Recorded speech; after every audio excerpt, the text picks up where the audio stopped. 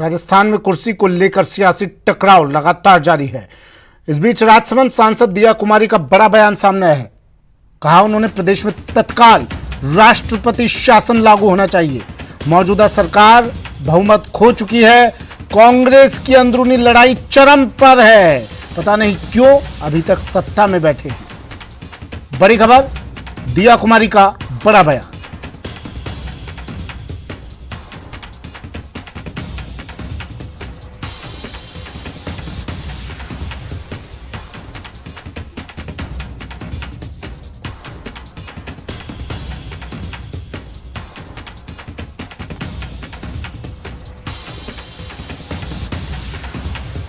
सचिन मेरे सहयोगी हमारे साथ सीधा जुड़ गए हैं जयपुर से। अभी इस अंदरूनी लड़ाई पर बयानबाजी भी शुरू हो गई है सचिन, और विपक्ष को तो मुद्दा मिल गया है, क्यों नहीं वो इस मुद्दे को लपकेगा।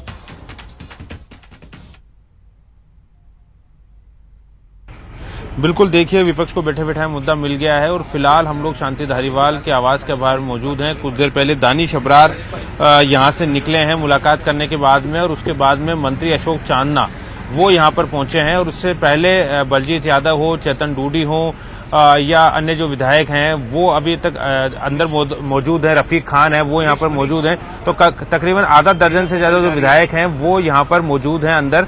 और अभी अभी अशोक चांदना आए हैं। दानिश अबरार कुछ देर पहले निकल गए थे। इससे पहले बलवान पूनिया उन्होंने मुलाकात की थी, और विधायक भरोसी लाल जाटव उन्होंने भी मुलाकात की थी और वो भी यहाँ से निकल गए थे। रोहित बोरा थोड़ी देर पहले निकले थे।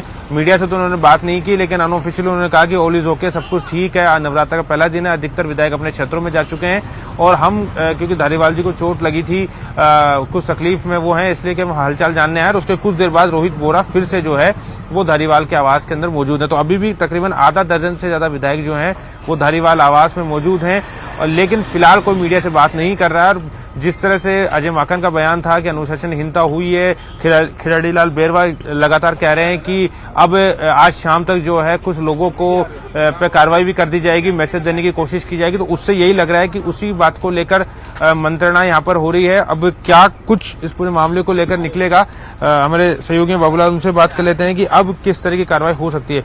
बाबूलाल जी, क्या अब हो सकता है, क्या कुछ चल रहा होगा अंदर? अब क्या फिर से घेराबंदी करने की कोशिश? जी देखिए, अशोक गहलोत की अजय माकन से मुलाकात नहीं हो पाई है। जो जानकार सूत्र हैं वही कह रहे हैं कि मुलाकात नहीं हुई और अशोक गहलोत ने कोई रुचि नहीं दिखाई। उनको लगा कि जिस तरह से राजस्थान की राजनीति को प्रभावित करने की कोशिश की गई, उसके मुख्य किरदार जो हैं वो अजय माकन है, लिहाजा माकन को तवज्जो नहीं मिली उनके इस पूरे दौरे में। और इस वक्त कई अलग अलग जगहों पर एक जगह इकट्ठा होने के बजाय जो गहलोत के वफादार हैं वो अलग अलग जगहों पर मीटिंग कर रहे हैं। कोई आधा दर्जन जगहों पर इकट्ठे हुए हैं और गोविंद डोटासरा भी घर पहुंचे हुए हैं, सीएम भी अपने घर पर हैं। लेकिन शांति धारीवाल के घर पर भी एक बैठक चल रही है जिसमें आगे क्या रणनीति अपनानी है पार्टी को, उस पर विचार चल रहा है। क्योंकि राष्ट्रीय अध्यक्ष जो है वो उसको लेकर संशय बरकरार है इस वक्त कि अशोक गहलोत नॉमिनेशन फाइल करेंगे या नहीं करेंगे। कमलनाथ को दिल्ली बुलाया गया है, तो कहीं कमलनाथ को आगे बढ़ाने की कोशिश हो रही है या कमलनाथ को मनाने के लिए अशोक गहलोत को भेजा जा सकता है। दोनों बहुत गहरे दोस्त भी हैं। तो अभी असमंजस की स्थिति है। पूरे राजस्थान की जनता भी ये देख रही कि क्या अशोक गहलोत दिल्ली जाएंगे या नहीं जाएंगे, वो सीएम रहेंगे या नहीं रहेंगे। बहुत सारी चीजों में तब्दीली होती दिख रही है। कोई विधायक शायद हो सकता है बाहर निकले, बात बहुत तेजी से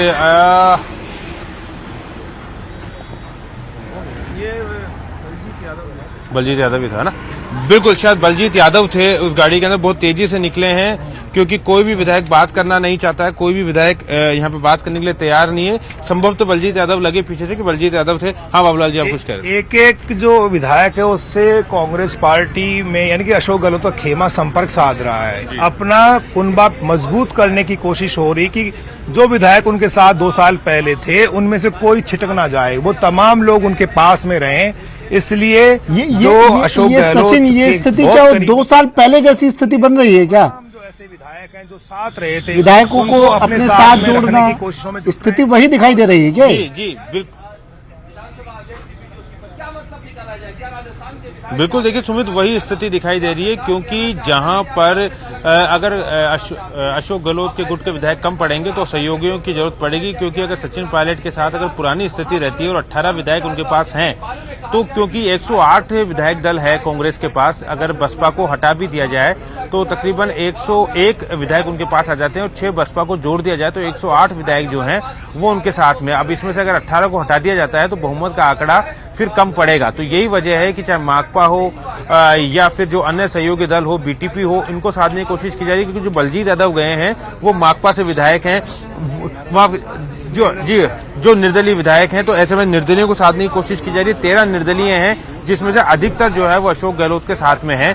तो यही वजह है कि निर्दलीयों को भी साथ में लिया गया है। बलवान पूनिया जो माकपा से विधायक है, उन्होंने भी आज मुलाकात की है, उनको भी आज यहाँ बुलाया गया था। तो शायद एक एक विधायक से बात करने की कोशिश करें। और जिस तरह से बाबूलाल बता रहे हैं कि लगातार कई जगह पर मीटिंग्स हो रही है, एक जगह पर जमावड़ा इस समय नहीं है। इस बात को लेकर बातचीत हो रही है कि अब आलाकमान का क्या स्टेप रहेगा, और अगर आलाकमान कोई कड़ा रुख अपनाता है तो उस दौरान फिर क्या कुछ करना है, कितनी लिबर्टी दिखानी है, कितना उनको कड़ा रुख दिखाना है, इन तमाम तरह की चीजों को लेकर बातचीत हो रही है। हम लगातार बातचीत कर रहे थे। बाबूलाल हमारे साथ है। बाबूलाल जी बताइए कि अब क्या राजस्थान में, मतलब जिस तरीके से चले, दिया कुमारी ने कह दिया कि राष्ट्रपति शासन लगना चाहिए, उससे पहले भाजपा के अन्य नेताओं ने भी घोषणा कर दी है, तो भाजपा भी अब मौका देख रही है। मौके की ताक में बीजेपी पहले फूक फूक कर कदम उठाएगी बीजेपी, क्योंकि पिछली मर्तबा वो दूध से जली हुई है, तो इस मर्तबा छाछ को फूक के पिएगी। हालात पर निगाह बनी हुई है बीजेपी की, और बीजेपी के नेता फिलहाल कोई जल्दबाजी नहीं दिखा रहे हैं। वो देख रहे हैं कि जब मौका सही आएगा तभी वो बोलेंगे। उनको दिख रहा है कि सरकार अल्पमत की तरफ बढ़ रही है। अगर ऐसा होगा तो फिर राजस्थान में बीजेपी एक्टिव हो जाएगी। उनकी जो सेंट्रल लीडरशिप है उसकी भी निगाह यहाँ पर टिकी हुई है। उनका जो इंटेलिजेंस है वो भी बहुत ज्यादा सक्रिय होता हुआ दिख रहा है। लेकिन अभी वो प्रतीक्षा करेंगे, क्योंकि 2 साल पहले उनकी बड़ी छीछा लेदर हुई थी और ये तक आरोप लगे थे कि बीजेपी के लोग सरकार गिराने में इन्वॉल्व थे। शायद उस टैग से बचना चाहती है बीजेपी। तो राष्ट्रपति शासन की मांग कर रहे हैं, महीने बाद में इलेक्शन, दिया कुमारी कह रही है सांसद राष्ट्रपति शासन लगाया जाए। ये दाग नहीं लगाना चाहती कि एक चुनी हुई सरकार को बीजेपी ने टॉपल कर दिया।